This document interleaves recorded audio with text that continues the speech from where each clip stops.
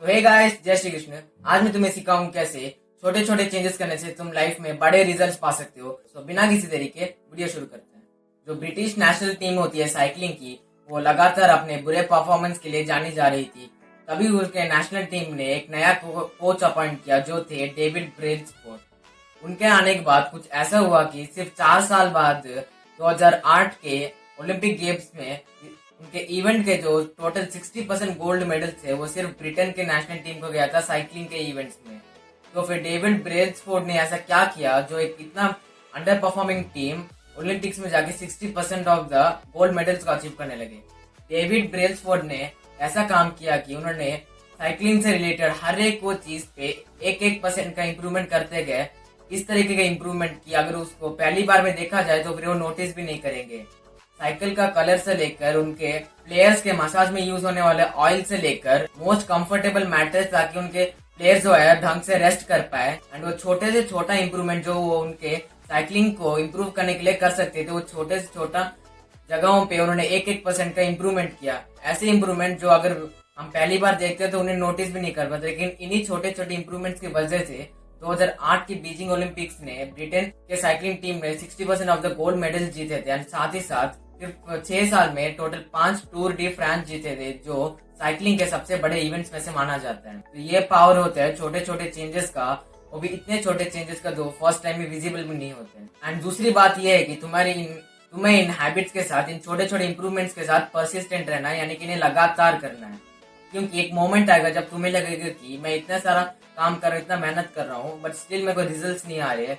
लेकिन मैं तुम्हें एक स्टोरी बोलता हूँ कि जब तुम एक बर्फ का टुकड़ा रखते हो एक रूम के अंदर, अगर उस रूम का टेम्परेचर 26 डिग्री है, तो फिर तुम लगातार अगर एक डिग्री के साथ तो रूम का टेम्परेचर बढ़ाते जाओगे, यानी 26 से 27, फिर 28, फिर 29, फिर 30, फिर 31, यानी लगातार तुम 5 डिग्री बढ़ा चुके हैं। लेकिन उसके बाद वो जो बर्फ है वो पिघल नहीं रहा है, तो फिर तुम छोड़ दोगे कि ये बर्फ जो है पिघल नहीं रहा है। लेकिन जैसे तुम 1 डिग्री और बढ़ाते हो, यानी 31 से 32, यानी सिर्फ 1 डिग्री बढ़ रहा है टेम्परेचर में, जो बेसिकली नोटिस भी नहीं कर पाते लोग। उस 1 डिग्री की वजह से वो जो आइस होता है वो मेल्ट होना चालू हो जाता है।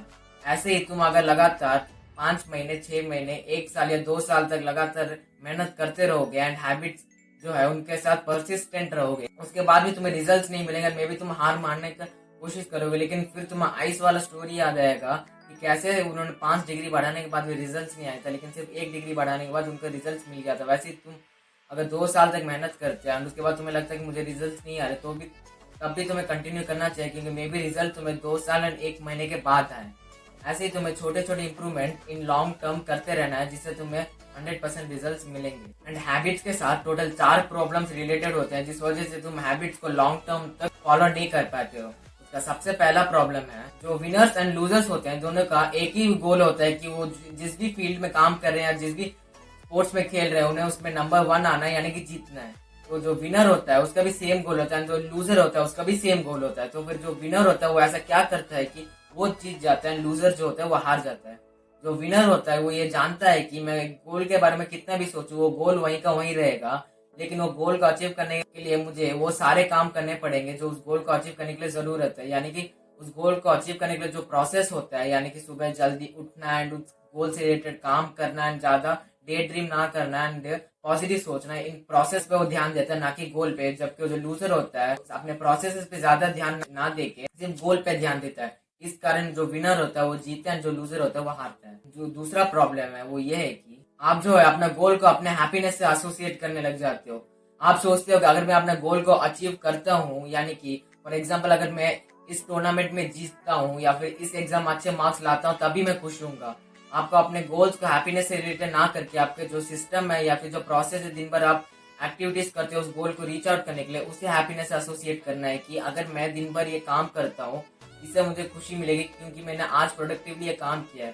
क्योंकि आज के जो प्रोडक्टिव दिन है वो कंटिन्यूअसली रोज करने के बाद अल्टीमेटली तुम्हें तुम्हारे गोल तक पहुंचाने वाला है। तो फिर तुम्हें जो है गोल्स को हैप्पीनेस से रिलेटेड नहीं करना है, बल्कि अपने प्रोसेसेस को करना है। तीसरा प्रॉब्लम ये है कि जो गोल होता है वो तुम्हें मोमेंटरी चेंज देता है, जो प्रोसेस होता है वो तुम्हें कंटिन्यूस चेंज देता है। अगर तुम्हें एक ऐसा इंसान बनना है जो अपने टेबल को, डेस्क को साफ रखता है, तो फिर सिर्फ एक बार गोल बना देना कि मैं अपने टेबल को साफ करूंगा एंड एक बार साफ कर देने से जो टेबल है वो साफ हो जाएगा। लेकिन अगर तुम 1 हफ्ते या 2 हफ्ते बाद देखोगे जो टेबल है वो वापस गंदा हो जाएगा। यानी कि तुम्हें गोल नहीं बनाने की मुझे टेबल साफ करना है, बल्कि एक प्रोसेस बनाने की मैं हर रोज अपने टेबल को साफ रखूंगा। उस टेबल को साफ रखने के प्रोसेस की वजह से जो टेबल है वो एक्चुअल में साफ भी रहेगा एंड उससे एक मोमेंटरी चेंज यानी कि एक बार का चेंज नहीं बल्कि कंटिन्यूस चेंज होता रहेगा। एंड चौथा प्रॉब्लम ये है कि जो गोल्स होते हैं वो लॉन्ग टर्म में बेनिफिशियल नहीं होते हैं, क्योंकि अगर तुम एक गोल को माइंड में रख के काम करोगे तो एक बार वो गोल को अचीव कर लो, उसके बाद तुम आगे कंटिन्यू नहीं कर पाओगे, क्योंकि तुम्हें जो अल्टीमेटली चाहिए तो वो तुम्हें मिल जाएगा। लेकिन अगर तुम उस गोल को माइंड में ना रख के सिर्फ प्रोसेस को माइंड में रखोगे तो फिर उस गोल को अचीव करने के बाद भी तुम्हें ऐसा फील होगा कि मैं तो गोल के लिए काम कर ही नहीं रहा था, बल्कि अपने प्रोसेस के लिए काम कर रहा था, मैं अपने हैबिट्स को चेंज कर रहा था।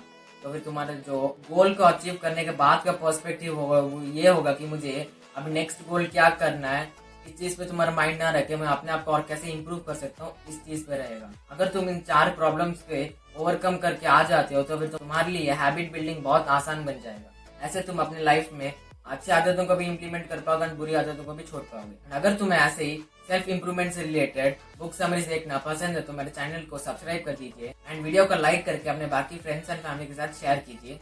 राधे राधे।